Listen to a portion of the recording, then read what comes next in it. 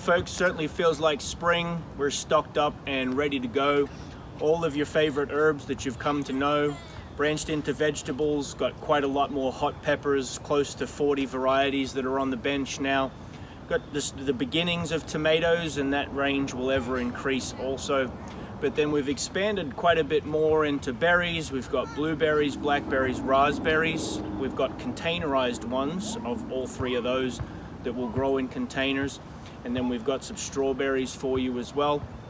Horseradish, rhubarb, asparagus, bay tree, list goes on and on. We've expanded into elderberries. We've got goji berries this year too.